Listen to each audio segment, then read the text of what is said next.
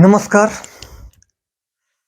आज हम चर्चा करने वाले हैं भारतीय राष्ट्रीय झंडे के इतिहास के बारे में। बहुत ही इम्पोर्टेंट टॉपिक है क्योंकि सामने 15 अगस्त है और इसी राष्ट्रीय झंडे को फहराया जाता है उस दिन।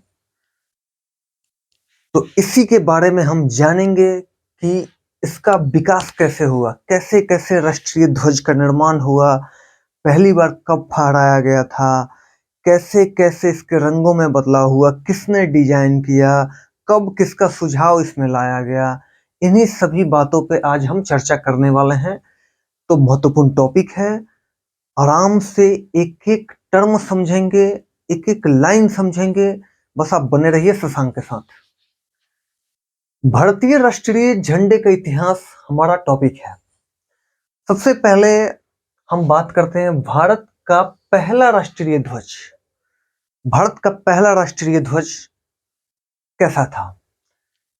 भारत का पहला राष्ट्रीय ध्वज 7 अगस्त 1906 ईस्वी को, यहां दिया है 7 अगस्त 1906 ईस्वी को, पारसी बगान स्क्वायर जो कलकत्ता में पड़ता है, पारसी बगान स्क्वायर कलकत्ता में फहराया गया था 7 अगस्त 1906 को।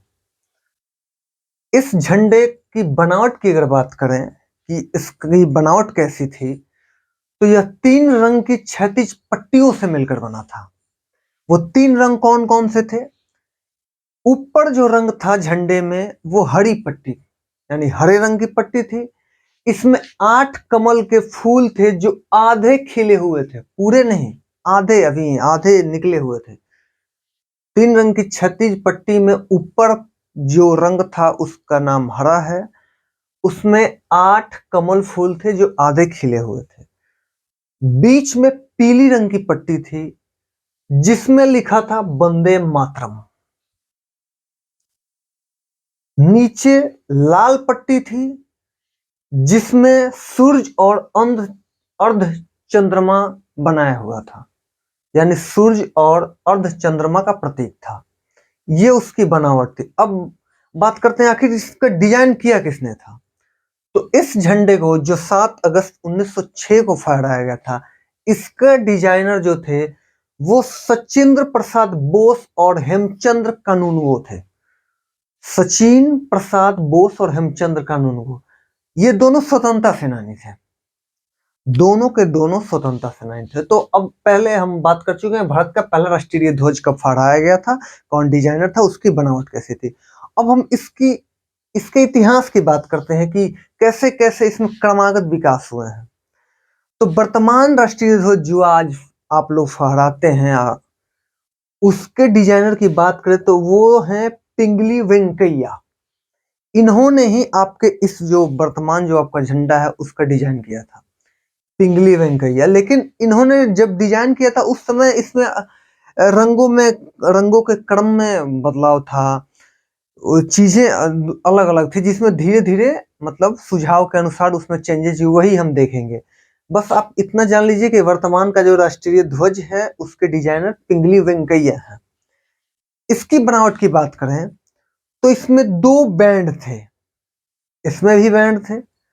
तो पहले जो ऊपर था वो लाल रंग का था, जो हिंदू समुदाय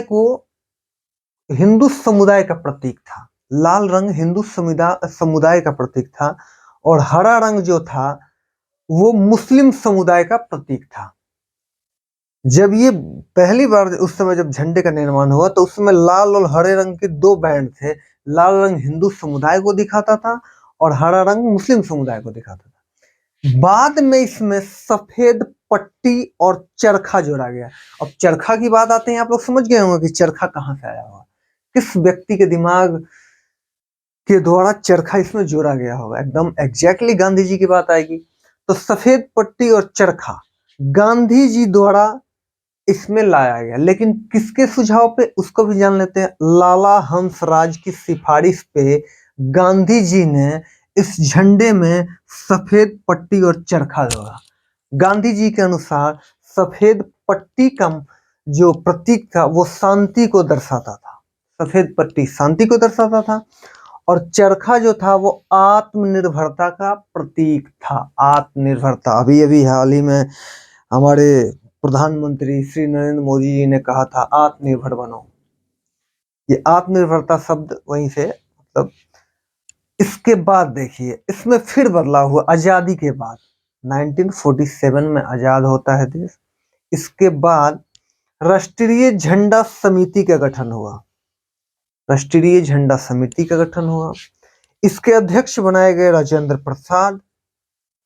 और इसी राष्ट्रीय झंडा समिति ने चरखा को हटाकर, गांधी जी के चरखा को हटा दिया और चरखा को हटाकर अशोक चक्र को लाया। कहां? बीच में अशोक चक्र को लाया। और ये जो अशोक चक्र लाने का काम जिसने किया था वो दो व्यक्ति थे, बदरुद्दीन तैयब जी और सुरैया तैयब जी की सलाह पे लाया गया था अशोक चक्र।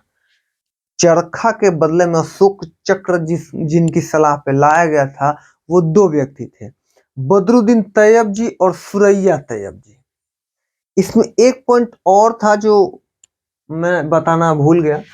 1931 में जो कराची अधिवेशन हुआ था कांग्रेस का, उसमें इस लाल रंग की जगह केसरी रंग को लाया गया।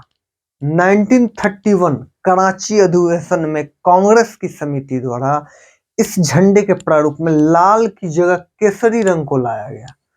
केसरी को और रंगों के क्रम में भी बदलाव हुआ। केसरी को ऊपर कर दिया गया, हरा को नीचे कर दिया गया। ठीक है। इन सब के बाद में सफेद पट्टी, इन सब के बाद में राष्ट्रीय झंडा समिति ने चरखा को हटा के अशोक चक्र को लाया है। तो ये था भारत का पहला राष्ट्रीय ध्वज। ये इतिहास में किन कब कब कैसे बदलाव हुआ है इनके बारे में चर्चा की गई।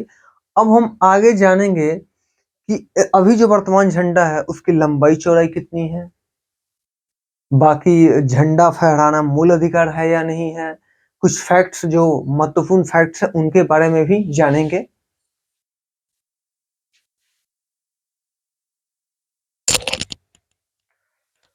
वर्तमान झंडे की बनावट की बात करें तो लंबाई और चौड़ाई का जो अनुपात है वो 3:2 है। इसमें भी 3 रंग की पट्टियां हैं। केसरिया जो सबसे ऊपर है बलिदान का प्रतीक है, सफेद बीच में जो शांति का प्रतीक है, और इसी सफेद पट्टी के बीच नीला रंग का चक्र है जिसमें 24 तिल्लियां हैं।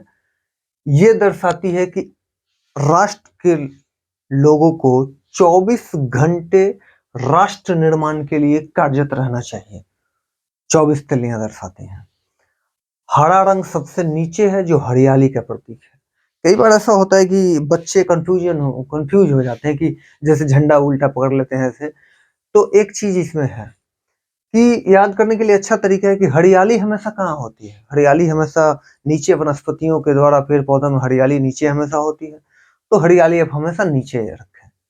और बलिदान की अगर कनेक्शन करें तो हम बलिदान यानी बलि चढ़ के या बलिदान दे के ऊपर जाते हैं। केसरिया ऊपर रह सकता है। केसरिया ऊपर, हरा हरियाली नीचे, सफेद बीच में शांति का प्रतीक है। इस डिजाइन को पूरी तरह से 22 जुलाई 1947 को संविधान सभा द्वारा स्वीकार किया गया। 22 जुलाई 1947 को राष्ट्रीय झंडे को संविधान सभा द्वारा स्वीकार किया गया। कई बार एग्जाम से पूछा है कि राष्ट्रीय झंडे को कब स्वीकार किया गया, तो 22 जुलाई 1947 को संविधान सभा द्वारा राष्ट्रीय झंडे को स्वीकार किया गया। अब कुछ महत्वपूर्ण तथ्य के बारे में जानते हैं। इससे जुड़े कुछ महत्वपूर्ण तथ्य क्या है? झंडा फहराना एक मूल अधिकार है। देखें तो 23 जनवरी 1904 को सुप्रीम कोर्ट ने फैसला दिया था। सुप्रीम कोर्ट ने अपना मत दिया था, अपना निर्णय दिया था। वो मामला था नवीन जिंदल का मामला। नवीन जिंदल मामले में सुप्रीम कोर्ट ने 23 जनवरी 2004 को ये स्टेटमेंट दिया था कि सम्मान और गरिमा के साथ झंडा फहराना आर्टिकल 19(1)(a) के तहत मूल अधिकार है। I repeat, 23 January 2004 supreme court ने नवीन जिंदल मामले में स्टेटमेंट दिया था कि सम्मान और गरिमा के साथ झंडा फहराना आर्टिकल 19(1)(a) के तहत मूल अधिकार है। मतलब झंडा फहराना मूल अधिकार है आर्टिकल 19(1)(a) के तहत। अब एक धमाकेदार बात, 1907 ईस्वी में विदेशी भूमि पर भारतीय झंडा फहराने वाले व्यक्ति का नाम बताने जा रहा हूं। मैडम भीमजी कामा एवं उनके साथी ने, इन्हें मैडम कामा भी कहा जाता है, इन्होंने 1907 में जर्मनी में यानी किसी विदेशी भूमि पर भारतीय राष्ट्रीय ध्वज को फहराया था। तो ये थे इंपॉर्टेंट पॉइंट्स जो भारतीय राष्ट्रीय झंडे से जुड़े थे। अब इसमें कुछ और इंपॉर्टेंट पॉइंट जानना चाहे तो इसमें कई बार विवाद हुआ था कि कुछ लोगों ने विवाद किया था। पांडुरंगा रेड्डी एक नाम है, पांडुरंगा रेड्डी ने 2013 में ये कहा था कि झंडे का जो असली डिजाइनकार है वो तैयब जी ने दिया था, लेकिन इसमें बाद में एक कमेटी ने इस पर निर्णय लिया जिसका नाम है फ्लैग फाउंडेशन ऑफ इंडिया। तो फ्लैग फाउंडेशन ऑफ इंडिया ने कहा कि झंडे का जो डिजाइन स्वीकार किया गया, मतलब फ्लैग फाउंडेशन डिजाइन वो बदरुद्दीन तैयब जी का स्वीकार किया गया था। उस समय ये विवाद थोड़ा सा चर्चे में रहा था, लेकिन फिलहाल ये जो टॉपिक है ये महत्वपूर्ण टॉपिक है और इससे जुड़े लगभग सारे फैक्ट्स जो एग्जाम में आएंगे वो मैंने डिस्कस कर दिए हैं। फिर मिलते हैं अगले वीडियो के लिए। अगला वीडियो मैं चाहता हूं बने कि भारत देश हमारा 15 अगस्त को ही क्यों आजाद हुआ था और कौन से अधिनियम के तहत ये तिथि निर्धारित की गई थी कि भारत जो है वो 15 अगस्त को आजाद हो जाएगा। धन्यवाद।